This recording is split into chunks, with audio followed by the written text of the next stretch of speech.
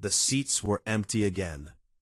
Drethani stood at the center of the Galactic Council chamber on Valeth Prime, all four of his glass-thin hands resting on the Arbiter's podium, and stared at the human delegation's row.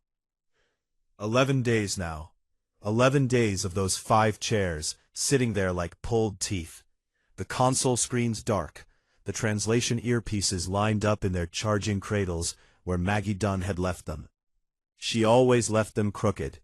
They were still crooked. Nobody had straightened them. Nobody had thought to.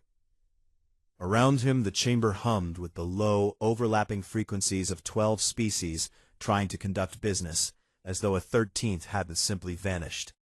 The Salvari ambassador, a sleek silver-furred creature named Kriel, who moved like something that had once hunted in packs and never fully forgot how, leaned toward the Rithkai delegate and said something that made his neck frills ripple with amusement. Drethani caught the tail end of it. Something about children holding their breath. He did not find it funny. 400 years he had held the gavel seat. He had mediated territorial wars between species that communicated through chemical clouds. He had brokered resource treaties with civilizations that considered linear time a philosophical choice.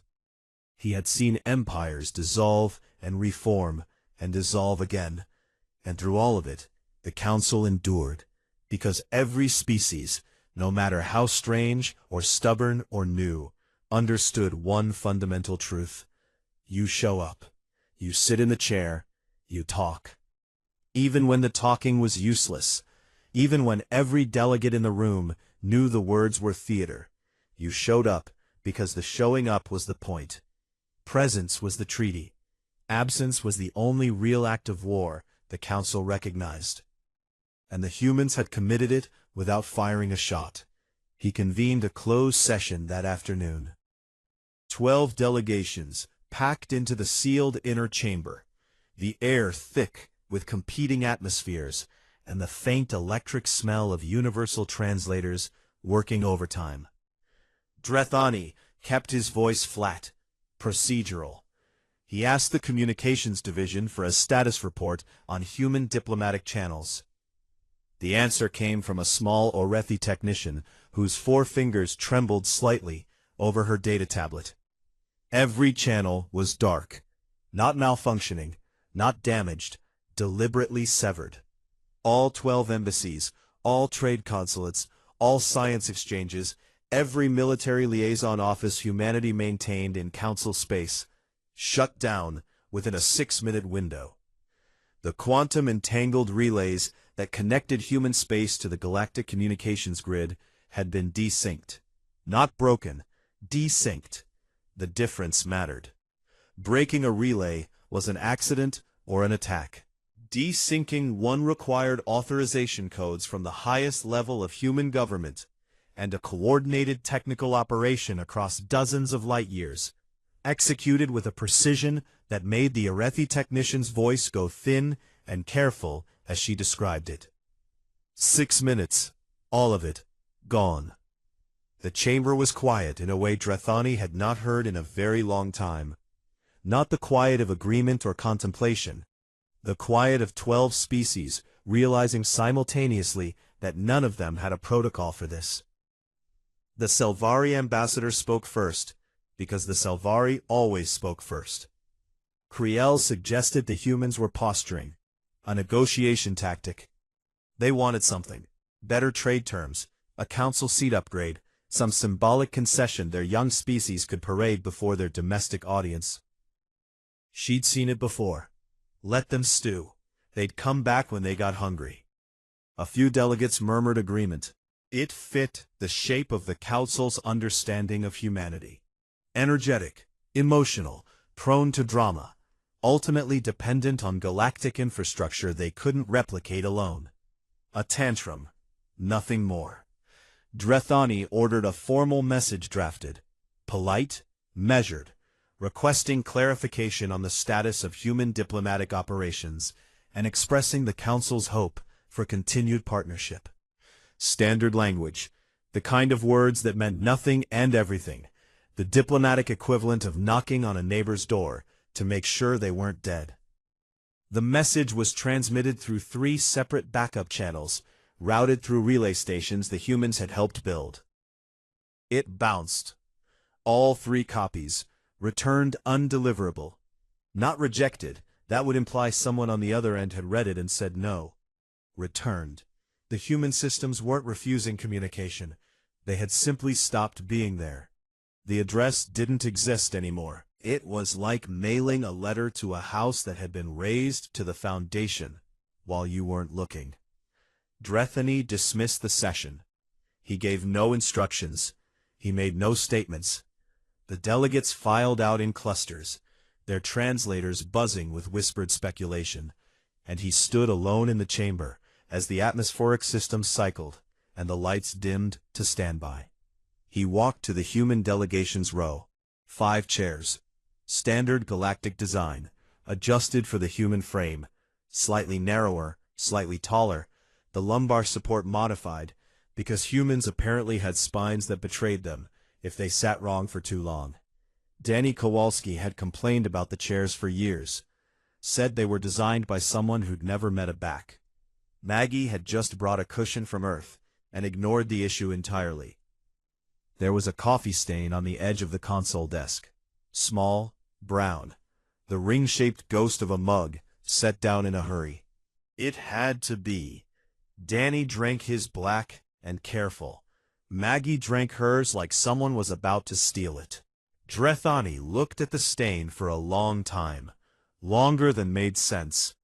His secondary eyes, the smaller pair that tracked peripheral movement, kept drifting back to it, even when his primary gaze moved to the dark screens, the silent earpieces, the empty chairs that still held the faint thermal impressions of bodies that had not sat in them for 11 days.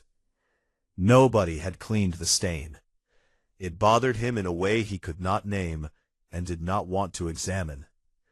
3 light-years away, aboard the diplomatic carrier Pale Horse, Maggie Dunn sat in the communications bay and watched the bounce notification appear on her screen. She read the sender tag, Valeth Prime, Office of the Senior Arbiter, and deleted it without opening it. She looked at Danny, who sat across from her in a chair that fit him no better than the ones on the station. He was staring at nothing. He'd been doing that a lot. "Coffee?" she said. No. She got up and made him one anyway, set it on the console next to his elbow. He didn't reach for it.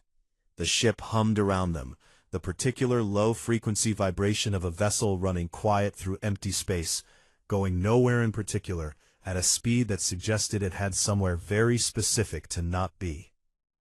Behind them, through the observation port, the stars of Council space glittered, in the arrangement Danny had spent 20 years learning to navigate.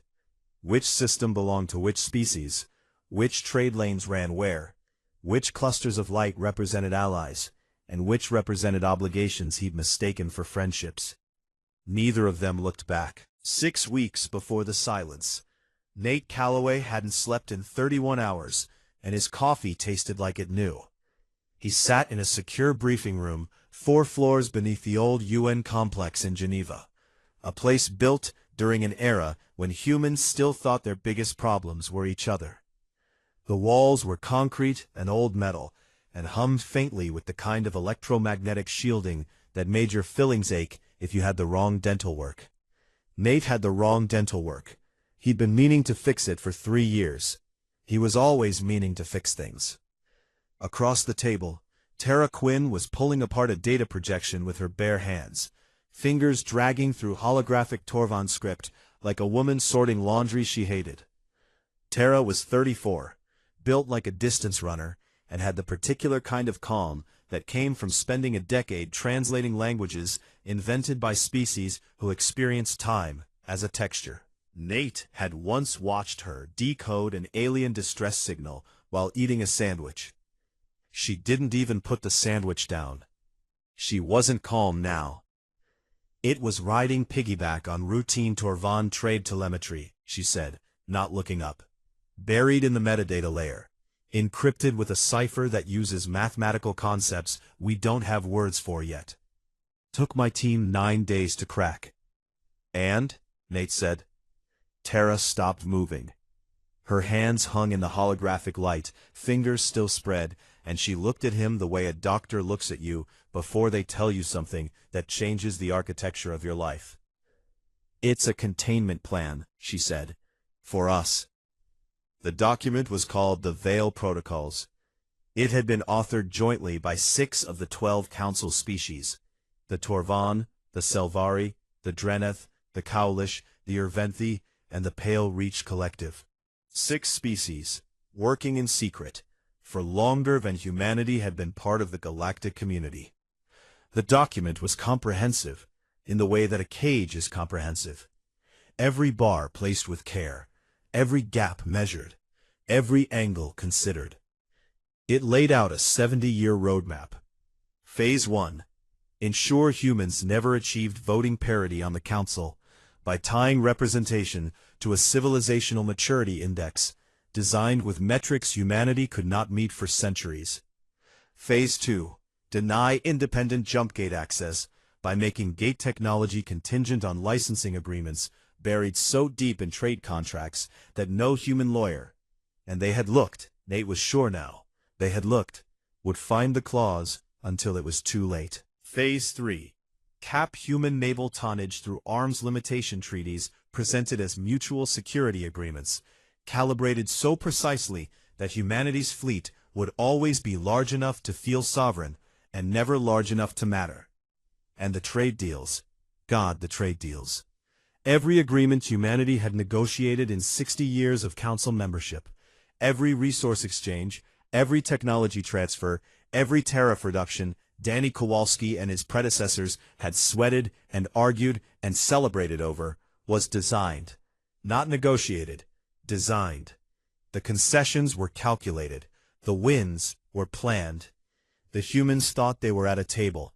They were in a maze, and every turn they'd chosen had been the only turn available. Nate read the document twice. Then he called Pete Harmon. Pete arrived at 2 in the morning, which for a Secretary General of United Earth was practically a holiday. He was a quiet man, the kind of quiet that had weight to it, like a stone dropped in still water that somehow made no splash. He'd held the office for 6 years. In that time, Nate had heard him raise his voice exactly once, and the man on the receiving end had resigned within the hour. Pete sat down. Tara projected the Veil Protocols. Pete read. His face did nothing. His hands did nothing.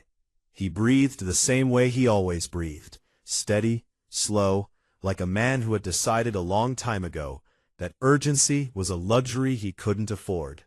He read it again. Then he said, "Leave the room. Everyone except Nate and Tara." The aides left. The security detail left. The door sealed with a sound like a coffin lid fitting into its groove. 40 minutes. Nate never told anyone what was said in those 40 minutes. Neither did Tara.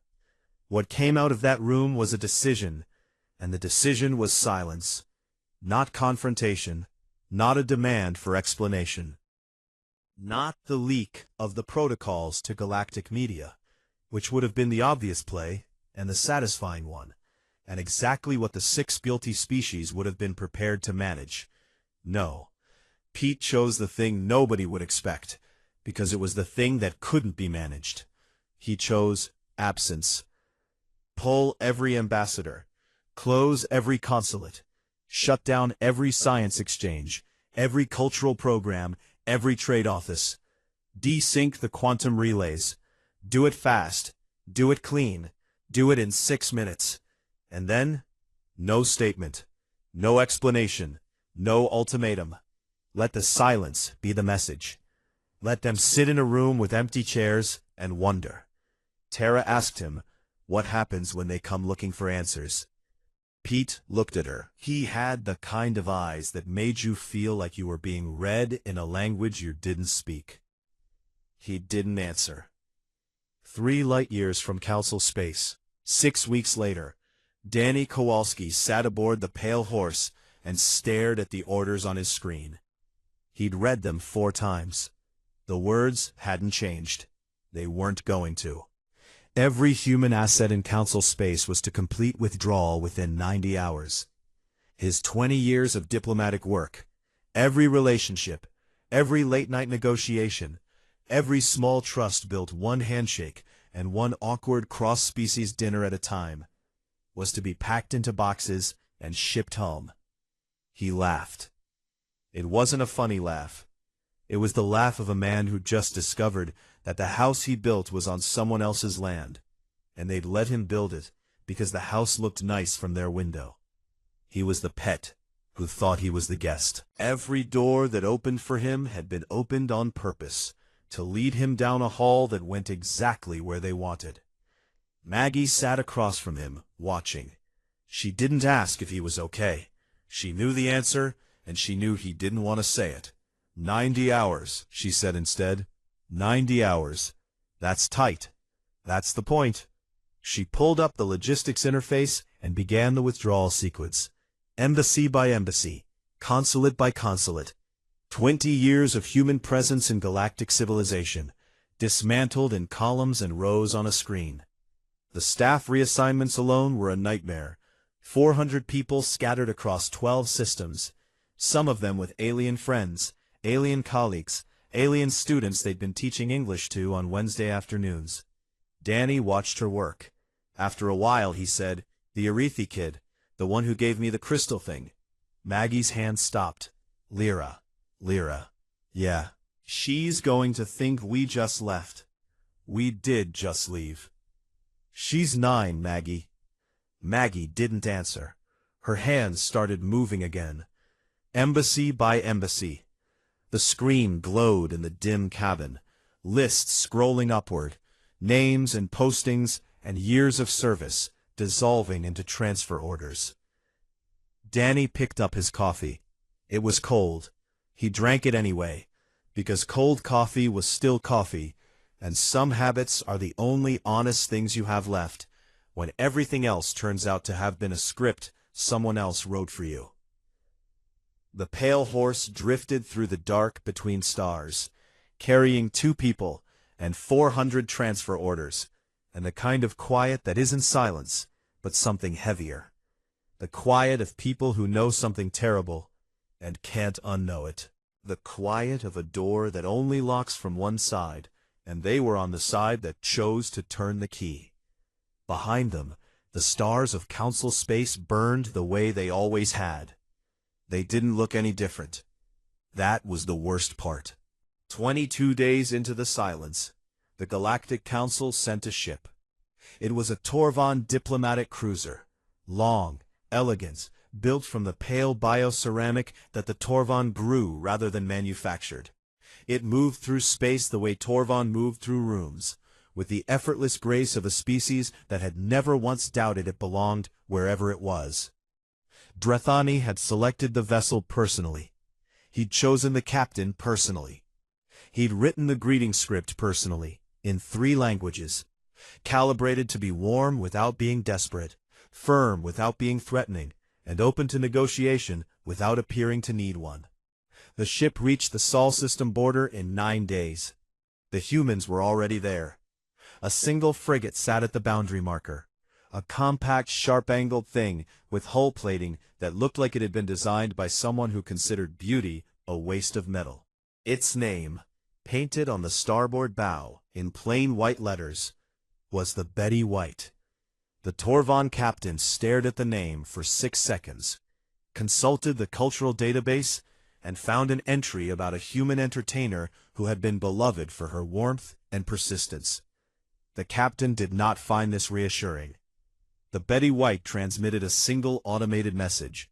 No voice, no video, just text on a screen in standardized galactic trade script. Human space is closed to non-human vessels. No exceptions, no timeline for review. The Torvan captain requested clarification. He transmitted credentials. He invoked Drethani's authority. He offered to wait while the message was relayed to human leadership. The Betty White did not respond. It sat there, weapons dormant but uncovered, running warm enough that the Torvan sensors could read its energy signature like a heartbeat. Not attacking, not retreating, not negotiating, just present. A wall made of silence and hull plating and one very pointed name. The Torvan cruiser waited for 4 hours. Then it turned around. Back on Valeth Prime, the chamber fractured. It started in the corridors, not the formal sessions. Whispered conversations between delegates who had noticed something the public record didn't show. The 6 species who had not been part of the Veil protocols, the Orathi, the Rythkai, the Sendal, the Vorith, the Hollow Choir, and the Deep Lattice, had spent 60 years watching the Council make decisions about humanity, and assuming those decisions were collective. They were discovering now, in the slow and ugly way that trust dies, that they had been excluded from conversations that shaped the fate of a species. Liaison Commander Olen of the Rythkai was the first to say it out loud. He said it in a private meeting with the Orethi and Sendal ambassadors, in a room that wasn't on any official schedule, using a frequency his own intelligence service had swept for surveillance 3 times. Olen was tall, even by Rythkai standards, a species that looked like someone had built a diplomat out of dark wood and wire, and forgot to add softness. His neck frills, which in his species communicated emotion more honestly than words ever could, were flat and tight against his skull. If they did this to the humans, he said, they can do it to any of us. Nobody argued. That was how Olen knew he was right. He began building a coalition, quietly. Not for humanity's sake. Olen had no particular affection for humans, who he found loud and sentimental and bizarrely attached to a hot brown liquid they consumed at all hours. He was doing it for the Rythkai, for the Orethi, for every species that had sat in the council chamber and voted on resolutions without knowing that half the room had already decided the outcome in a meeting they weren't invited to. Kriel watched this happen and could do nothing to stop it. She tried. She held the protocol block together through 3 emergency sessions, arguing with the controlled precision of a predator who had learned to wear diplomatic clothes. The containment plan was prudent, she said. Necessary. Humans expanded too fast. They innovated without caution.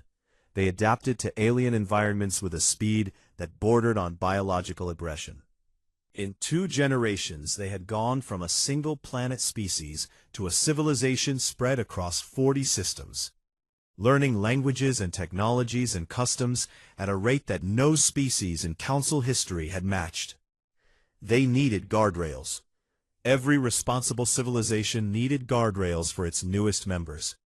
The Veil protocols weren't hostility. They were parenting. The argument had weight. It even had logic.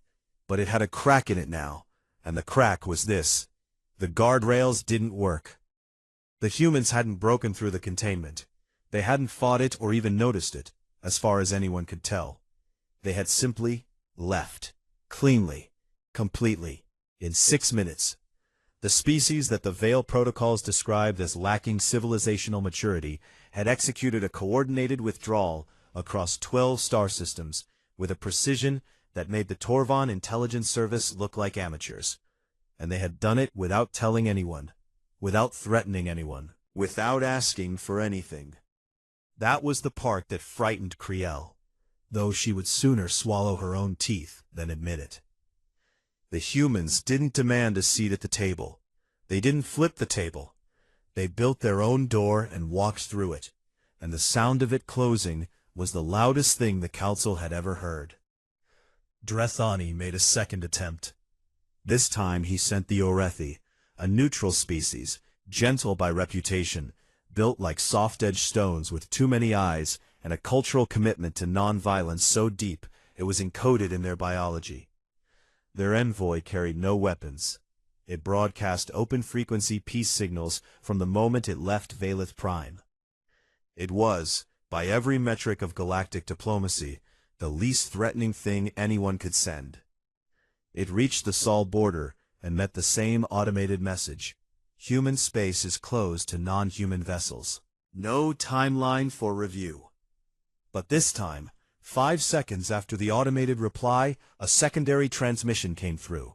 Short, unencrypted, tagged with a diplomatic signature the Arethi envoy's captain recognized. Danny Kowalski, former human ambassador to the Galactic Council. The message was brief. We know about the Veil protocols, all of them. Tell Drethani the next conversation will be on our terms, or it won't happen at all. The Arethi captain transmitted the message to Valith Prime. It arrived during a council session. Drethani read it on his private screen, his primary eyes tracking the words, while his secondary pair, the smaller set that moved on their own, the ones that betrayed emotions that Torvan considered beneath their dignity, darted to the empty human seats across the chamber. He ended the session early, citing procedural reasons, and the delegates filed out with the buzzing, restless energy of people who knew they were being lied to, but hadn't decided yet what to do about it. The chamber emptied, the lights dimmed. The atmospheric systems cycled through their evening routine, scrubbing the air of 12 species worth of breath and sweat and pheromones. Drethani walked to the human delegation's row. The 5 chairs sat in their line. The console screens were dark. The translation earpieces rested in their crooked cradles. And there, on the edge of the desk, the coffee stain, still there, 22 days old now, a small brown ring on a surface that self-cleaning protocols should have dissolved in hours. Someone had turned the cleaning cycle off for this section. Drethani didn't know who. He hadn't ordered it. He stood there for a long time. His 4 hands rested on the dormant console, fingers spread across a surface that still held the faintest trace of human warmth. Not real warmth, not after 22 days, but the memory of warmth, the idea of it, the way a room remembers the people who used to fill it, even after they're gone. The stain remained. He did not clean it. 40 days in, the numbers started biting. Beth Morales sat in Pete Harmon's office on Earth, a room that looked nothing like what people imagined the leader of United Earth worked in, because Pete had refused every renovation, and it still had the carpet from 2089, a shade of gray that had given up trying to be blue, and laid out the figures with the careful precision of a woman delivering bad news to someone who didn't tolerate soft language. Valithium reserves are at 11%, she said, down from 38 at the start of the withdrawal. The colony on Kepler 442b is rationing energy already. 2 more months, and they're choosing between heating and communications. Pete sat behind a desk that was too small for the office and too large for the man. He was reading something on a tablet that wasn't what Beth was talking about, which was his way of listening harder than anyone else in the room. And the gate drives, he said. Maybe 6 if we stretch maintenance cycles. After that, we lose reliable interstellar transit between the outer colonies. So we're bleeding. We are bleeding, Beth confirmed. She did not add the word sir because Pete had asked her not to on her first day, and Beth Morales was a woman who only needed to be told things once. Pete set the tablet down. He looked at Beth the way he looked at everyone who brought him hard truths, with something that wasn't gratitude exactly, but lived in the same neighborhood. How's the other side? He asked. Beth almost smiled. Almost. Worse, she said. It turned out that humanity in 60 years of enthusiastic galactic citizenship had made itself into something no one fully appreciated until it was gone. Not a superpower, not a threat, something stranger, and as the Council was learning, far more dangerous. A habit. Humans brokered. That was the thing. They brokered between species that considered direct communication with certain other species to be somewhere between distasteful and biologically impossible. The Selvari and the Rithkai hadn't spoken face-to-face in 3 centuries. They didn't need to. There was always a human in the middle, translating not just language, but intention, smoothing the gaps that no universal translator could bridge, because the gaps weren't linguistic. They were cultural, historical, personal. Danny Kowalski had spent 7 years managing the Selvari-Rithkai trade corridor, and both sides thought they were getting the better deal. That was Danny's gift. He made everyone feel like they'd won. Danny was on Titan Station now, packing boxes. Human shipping firms had handled 40% of cross-species freight. Not because human ships were faster or cheaper, but because human crews learned everybody's docking protocols. Every species had different standards, different airlock sizes, different atmospheric requirements, different ideas about which direction was up on a loading bay. Most species learned their own system and expected everyone else to adapt. Humans learned all of them. It wasn't strategic.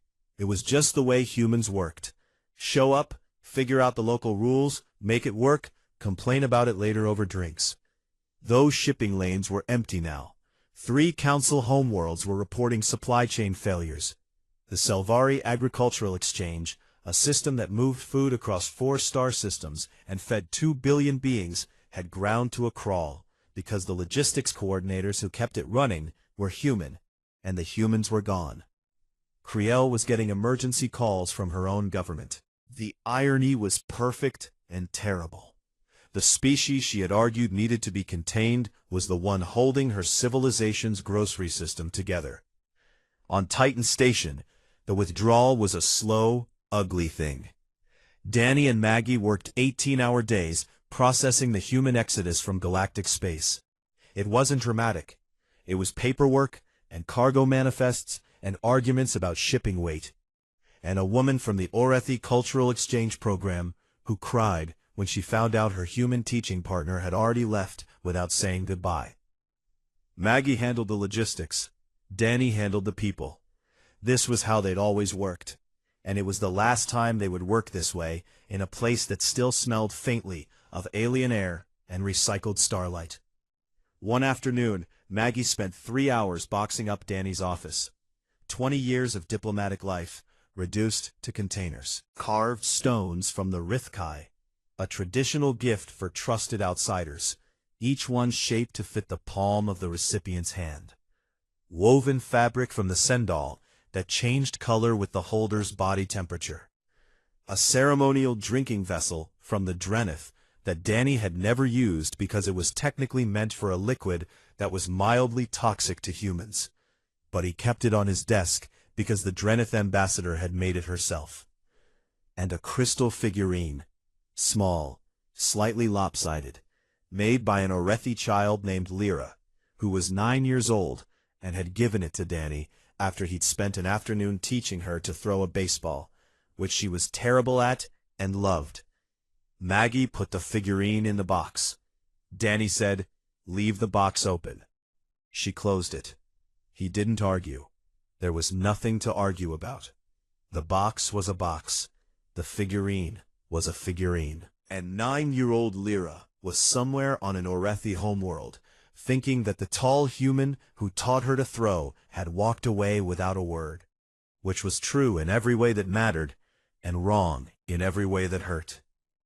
3 light years away, on the Sol system border, Captain Eddie Voss sat in the command chair of the Betty White and watched the same Torvan cruiser he'd been watching for 6 straight days do absolutely nothing on his sensor display. Eddie was 29, from a town in Kansas that no longer existed because it had been absorbed into a farming cooperative that no longer existed because the land had been converted to a launch facility that did exist but that Eddie hadn't visited since he was 12. He had joined the Navy because he liked ships. Standoffs were just staring contests with worse lighting, and Eddie had never won a staring contest in his life. His comms officer interrupted his 6th hour of doing nothing with something that was not nothing. A transmission, not from the Torvan, from a Rithkai personal frequency, unregistered, heavily encrypted, routed through 3 neutral relay stations to avoid Council surveillance. The sender identified himself as Liaison Commander Olen. Olen wanted to talk, not through the Council, not through official channels. He was offering information, The full unredacted Veil protocols, plus internal council communications showing exactly which species had pushed hardest for human containment, who had voted for what, and when. Everything. In exchange, he wanted one thing: assurance that when the silence ended, because Olen was smart enough to know it would end, one way or another, the 6 species who had nothing to do with the Veil protocols would not be punished for something they did not do. Eddie read the message twice. Then he routed it up the chain with a priority tag, and went back to watching the Torvon cruiser not move. The message reached Nate Calloway at 3 in the morning, Geneva time. Nate read it, swore once with great feeling, and called Pete. Pete read Olen's offer in his small office with the bad carpet. He read it the way he read everything, slowly, completely, with the patience of a man who understood that decisions made at 3 in the morning shaped centuries. Beth Morales sat in the corner, pretending she wasn't watching. When Pete finished, he set the tablet down and asked a question nobody in the room expected. "What do the Orethi think?" Nate blinked. "The Orethi?" "The Orethi," Pete repeated. "The ones who said the peace envoy. What do they think about all this?" It was the first time in 40 days that Pete Harmon had asked about anyone who wasn't human. Beth watched his face. She saw something move behind his eyes. Not softness, not weakness, nothing so simple. More like a door opening that he'd kept closed on purpose, because closing it was necessary, and keeping it closed was the job. But doors don't like being closed, even the ones you lock yourself. Nate said he'd find out. Pete nodded. He read Olen's message one more time. Then he set it down and looked out the window at a sky that held more stars than anyone could count. Each one a system where someone was dealing with the consequences of a silence he had chosen. The carpet was still gray. The office was still small. The weight of quiet pressed against the walls like water behind a dam, and Pete Harmon sat in the center of it, holding everything shut with nothing but stillness and the hope that stillness would be enough. The Koreth waypoint had been dead for 600 years.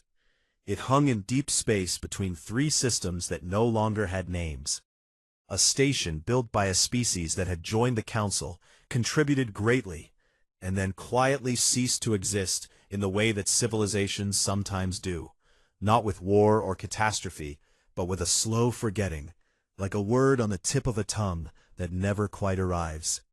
The waypoint was their last artifact, a meeting place, neutral ground, built for conversations that couldn't happen anywhere else. Human engineers reactivated it in 4 days.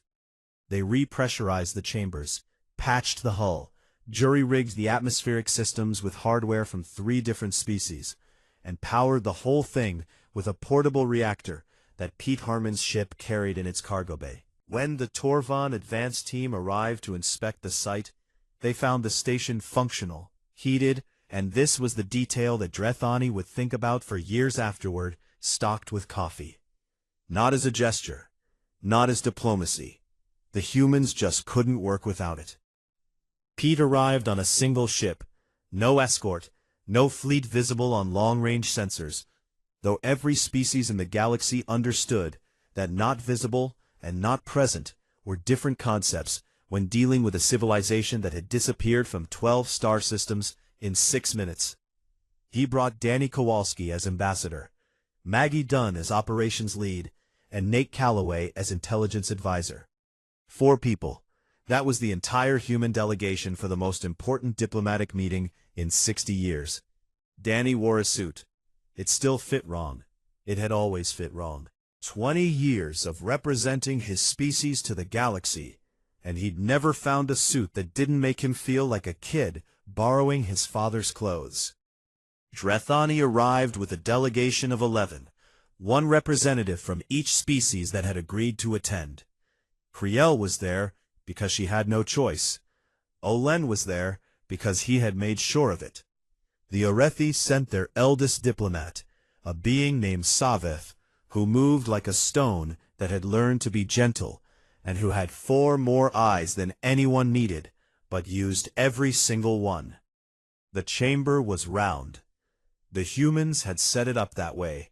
No head of the table, no elevated seats, no position of authority. Just a circle. Maggie's execution. Pete opened the meeting. He did it with a gesture that no one in the room expected, least of all Danny, who had worked with Pete for 6 years and still couldn't predict the man the way you can't predict weather on a planet with 3 suns.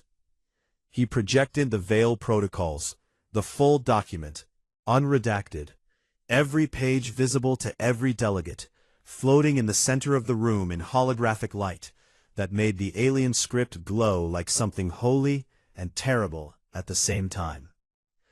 The 6 non-protocol species saw the complete document for the first time. Olen's neck frills went flat. Savet's many eyes tracked back and forth across the text with the steady, relentless pace of someone reading their own betrayal in a language they understood perfectly. Pete didn't read the military section. He didn't read the trade manipulation or the naval tonnage caps or the 70-year containment timeline. He read one line, written in Drethani's own diplomatic voice, in the formal Torvon register reserved for statements of civilizational truth.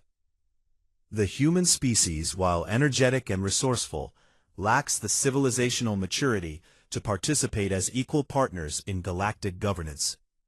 Pete let the words hang in the round room. He did not argue with them.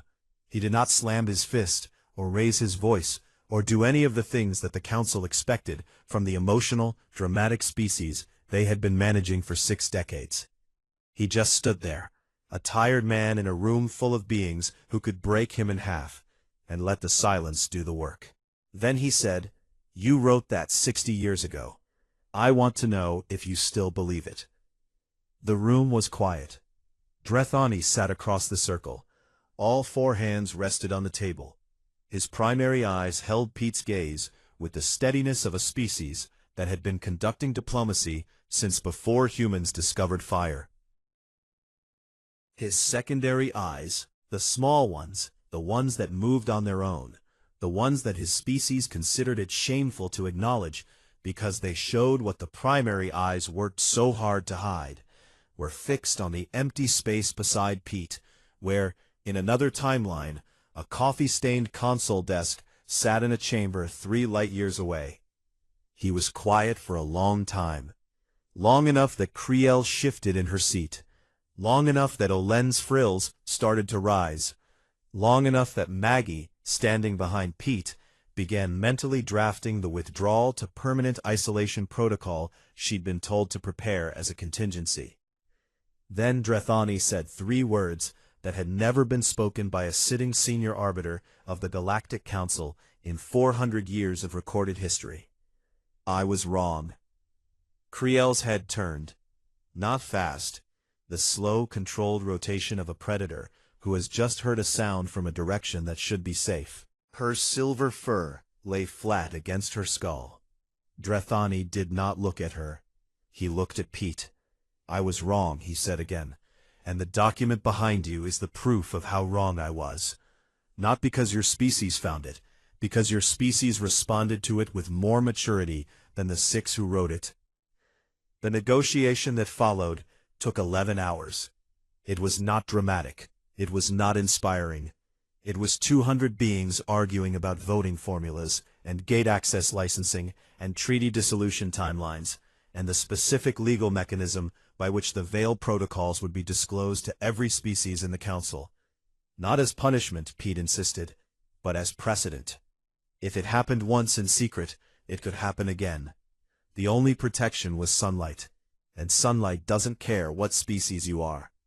Kriel fought every point. She fought with the precision and stamina of someone who knew she was losing, and had decided that losing slowly was better than losing fast. She conceded independent jump gate access after 4 hours. She conceded voting parity on a 12-year timeline after 7. She conceded full protocol disclosure after 9, when the non-protocol faction voted as a bloc, and the math became a wall she could not climb. Olen watched from his observer's seat. He did not gloat. His frills stayed flat and careful. He looked like a man watching a building come down and calculating whether the rubble would reach his feet. At hour 11, Pete called a break. The delegates dispersed into the station's corridors, which the humans had stocked with appropriate atmospheric zones for each species. And, this detail again, this absurd, stubborn human detail, refreshments. Someone had researched the dietary preferences of all 12 species. Someone had found or synthesized appropriate food and drink. Someone had labeled everything in 4 languages with allergy warnings. It was Maggie. Of course it was Maggie. Danny found the observation deck, alone. It was a small room at the top of the station, with a curved window that faced nothing. No stars of consequence, no planets, no landmarks. Just the deep black of interstellar space, the emptiest address in the universe. He still wore the suit. He'd loosened the collar somewhere around hour 6, and never fixed it. His hands hung at his sides.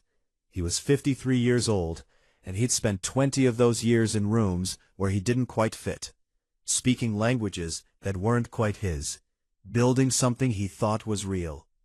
It was real. That was the part that ached. The friendships were real. The late-night conversations with delegates who told him things they shouldn't have. The meals shared with aliens who laughed at his jokes, even when the translation mangled the punchline. Lyra's crystal figurine, lopsided and perfect, all of it real. And all of it built on a foundation that 6 species had designed to crumble the moment humans got too comfortable. Maggie found him there. She always found him. It was her secondary function, logistics first, finding Danny second, keeping Danny from staring into voids third. She set a coffee on the railing beside him. It was warm. She'd made it exactly the way he liked it, which was to say, she'd made it the way she liked it, because Danny had never once told her how he actually took his coffee, and at this point, it was too late to correct the record. He picked it up, held it, didn't drink. "We going back?" she said.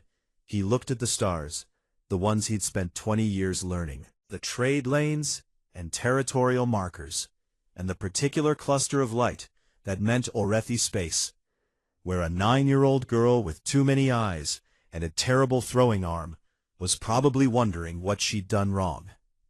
She hadn't done anything wrong.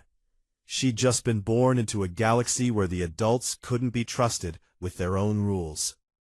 "Yeah," Danny said. "Different this time, though." "How different?" He was quiet. The coffee warmed his hands, but he didn't lift it to his mouth. Below the observation deck, the station hummed with the sound of 12 species navigating the wreckage of trust, and finding, among the broken pieces, the rough shape of something that might hold weight if they were careful, if they were honest, if they were better than they'd been. "The kind of different where they know we can leave," he said. Maggie stood beside him. She didn't touch his shoulder, or say something comforting, or tell him it would be okay, because Maggie Dunn had never once in her life promised something she couldn't deliver. She just stood there, in the quiet, in the dark, in the space between what was and what might be, and let the silence, for the first time in 61 days, be something other than a weapon. Below them, the Koreth waypoint turned slowly in the void, alive again after 600 years, lit from within by the borrowed light of species who had come here to do the hardest thing any civilization can do, not to win, to go back.